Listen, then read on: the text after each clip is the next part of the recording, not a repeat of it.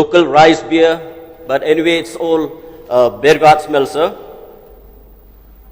The Umyam Distillation Private Limited, which the people of those areas, they have made big complaint with regards to this very bad smell, sir. So I would like to put a note on this to the government that if any action can be taken for any factories who violated the rules and condition of the Meghalaya Pollution Control Board.